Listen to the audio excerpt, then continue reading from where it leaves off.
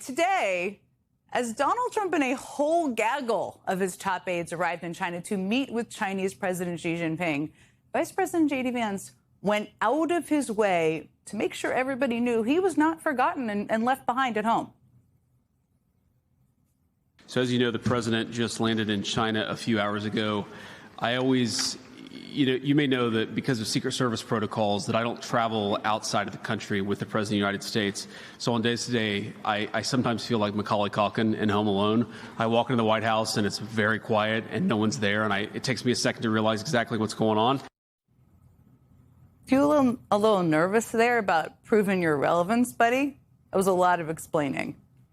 Now, of course, all of that verbal tap dancing from Vance comes as Trump is pitting J.D. Vance and Secretary of State Marco Rubio against one another, asking crowds at the White House who likes J.D. Vance and who likes Marco Rubio, and gauging their popularity via the volume of applause. Yes, that is happening, everyone. So while Rubio was on his big trip with the boss to China, hanging out on Air Force One in a sweatsuit that he thinks looks super duper cool, J.D. Vance is desperately trying to remind Dad he's still his most special boy. He's still doing his homework even though Dad's away on his big work trip, and he's going to tell you all about it. So today, with tons of pomp and circumstance, J.D. Vance announced that the Trump administration is suspending $1.3 billion of Medicaid payments to the state of California, cuts that the California Attorney General said will impact vital programs that help seniors and people with disabilities remain safely in their homes. And today, J.D. Vance gleefully announced that the Trump administration was cutting more than $1 billion of funding for stuff like that, specifically from California, a state that just so happens to be governed by one of Vance's likely Democratic opponents in the 2020 election, Gavin Newsom, of course. And of course, Vance announced all of this literally the day before Newsom was expected to announce the state's budget for the year. So if you're Vance, politically speaking, today was kind of a twofer. He got some headlines to stay relevant while Marco got to ride on the big plane to go do big boy stuff in China. And he got to attack Gavin Newsom. But of course, if you were to ask Vance why he is cutting more than $1 billion in services to some of our country's most vulnerable and why he did it today, he would have a very different answer. First of all, why are we doing this now? Why weren't we doing this 2 years ago? And the simple answer is because we didn't have a president and we didn't have an administration who took fraud seriously. All of these efforts, all of these things that we're finding are because we have a president who has told us, take the fraud issue seriously. Just to be clear, the president he is talking about who takes fraud seriously, according to J.D. Vance, is Donald Trump. Can you imagine saying that with a straight face? Can you imagine saying that you are taking funding from the services for the poor because this guy cares so much about fraud? Now, on any day, J.D. Vance saying that out loud would be utterly shameless. But today, it is especially shameless. And that's because we also just got huge news about Trump's $10 billion lawsuit against the IRS. Last night, the New York Times reported that the Justice Department is considering settling that lawsuit with Trump. And let's just zoom out for a second and just think about that. Because on one side of this lawsuit is Trump in his personal capacity, represented by his own personal lawyers. And on the other side of this lawsuit is the Department of Justice, which is led by Trump's former personal attorney, Todd Blanche. So now Trump's personal attorneys and his former personal attorneys are discussing a settlement of a case that could mean just giving a ton of money to Trump personally. And remember, Trump's Treasury Secretary Scott Bessent is actually on the record earlier this year saying that money is not coming from some magic pot of gold. It's coming from you. So where would that $10 billion come from? It would come from... Process-wise, I'm not asking your opinion whether it's right or wrong. It would come from Treasury. It would come from Treasury, which comes from the general fund? The Treasury general account. So taxpayers? Yes. Thank you. Yeah. The American taxpayers would be on the hook for whatever so-called damages Trump might get out of this lawsuit. So why is the Justice Department reportedly trying to settle the case rather than fight it in court? Well, as the Times put it, Given that Mr. Trump oversees the IRS, the agency that he is suing, the judge in the case has taken a series of novel legal steps to probe whether there is a genuine controversy between the Justice Department and Mr. Trump. For a lawsuit to be valid, the two parties must actually be on opposite sides. Otherwise, the judge can throw out the case. And the judge had actually ordered Trump's personal lawyers and the Justice Department lawyers to explain how exactly they were on opposite sides here, considering they both have the same boss. So the judge ordered briefs submitted on that matter by next Wednesday, 1 week from today, not very long. And surprise, surprise, there is now a rush to settle out of court before that deadline in a way that would bypass the judge entirely. It is just jaw-droppingly brazen. No sitting president has ever sued his own government for monetary damages. And now Trump is using his power as president to attempt to settle a lawsuit with himself, effectively giving himself billions of taxpayer dollars. And he's doing that while he's simultaneously clawing back more than $1 billion of funding from services for people who actually need help. And I'm not just tying those things together because they happened in the same 24 hours or because they are so craven and so reprehensible. I'm tying them together because Trump explicitly tied them together himself.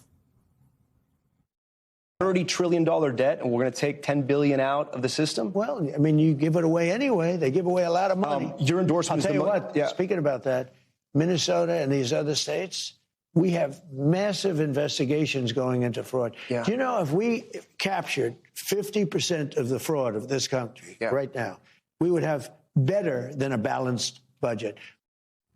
No. First of all, even if there was that much fraud in Medicaid, which there is not, the idea that the way that you stop fraud is by taking away services from everyone doesn't make any sense. Would you close all the banks in the country just because sometimes banks get robbed? No, you wouldn't. But the Trump administration wants to take money away from services for people who actually need them.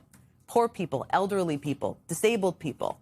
And basically give that money to Trump personally. Sort of reverse Robin Hood style, I guess you could call it. Take from the poor, give to the rich. And give what could be an unbelievable amount of money. As the Times put it last night, a settlement payout, even a fraction of the size of Mr. Trump's requested $10 billion, could be much larger than his other attempts at private gain, potentially doubling his net worth. But even if this settlement doesn't ultimately come with a big check for Trump, he might be able to walk away with something just as valuable. You see, one of the settlement options reportedly being floated would be the IRS agreeing not to audit President Trump, his family members, or his businesses. Yeah, that's right. If he can't get a full $10 billion from American taxpayers, he will apparently settle for zero scrutiny from the IRS. How very generous of him. And that unprecedented protection from financial scrutiny would not just extend to Trump, but to his 2 adult sons and the Trump family businesses, who have all been making money off of his presidency. Which reminds me, guess where Trump's adult son Eric is right now? Well, he's with his father in China. Now, Eric Trump does not have a role in the U.S. government. In fact, he's supposed to be sort of firewalled off from any U.S. government activities because he took over the family businesses when his father re-entered the White House, supposedly to prevent conflicts of interest. But there he is. You can see him.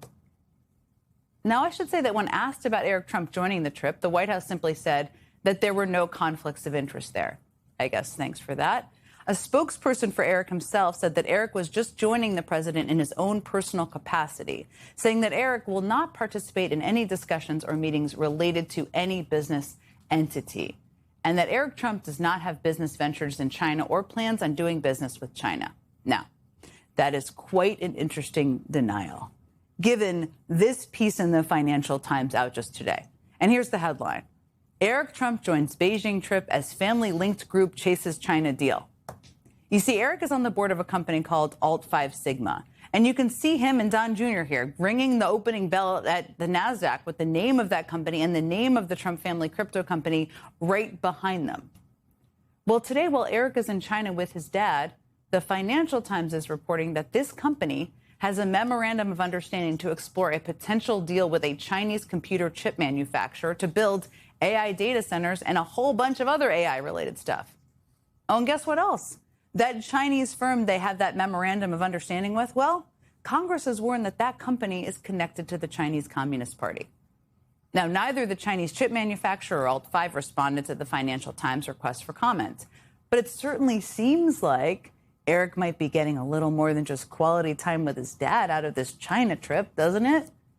I mean, I could go on and on and on about all of the sketchy ways that Trump's sons are making money while their dad is president. Just last month, Eric was on Fox Business bragging out loud about how one of his companies scored a $24 million contract with the Pentagon. Last year, a company partially owned by Trump's other adult son, Don Jr., landed a nearly $5 million contract with the U.S. Air Force.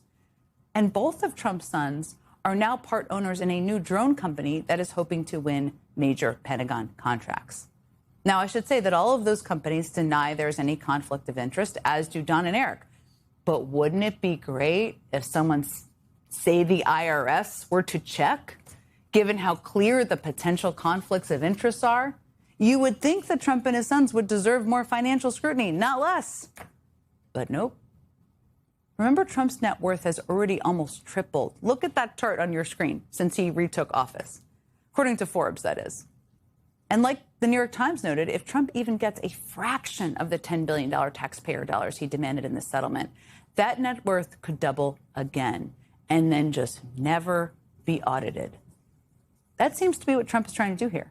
That is what he is trying to force one set of his lawyers to agree with another set of his lawyers to give him. It's outrageous. Now, what I want to know now is, what can anyone do to stop it?